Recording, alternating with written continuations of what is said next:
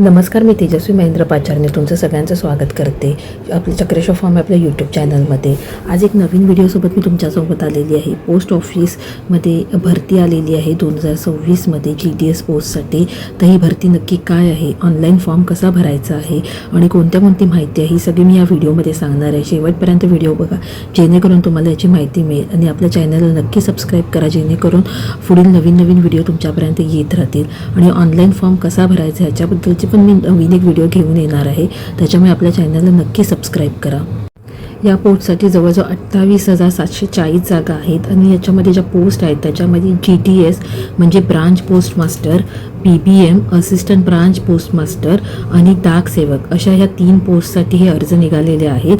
आणि ह्याच्यासाठी 10वी पास उमेदवारांसाठी सुवर्ण संधी आहे, म्हणजे तुम्ही 10वी पास असाल तर तुम्ही ह्याच्यासाठी अर्ज करू शकता। कोणतीही परीक्षा नाही आहे किंवा कोणतीही दुसरी एक जी अट नाही आहे। मेरिट लिस्टवरती 10वीमध्ये जे तुमचे मार्क्स असतील त्याच्या मेरिट लिस्टवरती तुम्हाला ह्याच्यामध्ये प्रवेश मिळणार आहे।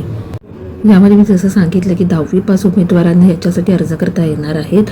10वी पास असणं गरजेचं आहे। वयाची जी मर्यादा आहे ती 18 ते 40 वर्ष ही वयाची मर्यादा आहे। आणि बाकी तर ह्याच्यामध्ये तुम्हाला स्थानिक भाषेचं ज्ञान असलं पाहिजे, संगणकाचं मूलभूत ज्ञान असलं पाहिजे आणि काही वेळेस सायकल चालवण्याची अट असू शकते, पण ही काही वेळेस असू शकते, त्याची शक्यता थोडीफार कमी आहे। निवड प्रक्रियेसाठी कोणती लेखी परीक्षा नाही आहे। उमेदवारांची फक्त 10वी पास असणं गरजेचं आहे आणि मेरिट लिस्टनुसार तुम्हाला जेवढे जास्त मार्क्स असतील 10वीमध्ये त्याच्यानुसार ह्याची निवड प्रक्रिया होणार आहे। पगार आहे जो ब्रांच पोस्ट मास्टर आहे त्यांच्यासाठी 12,000 ते 29,380 पर्यंतचा पगार आहे प्रति महिना।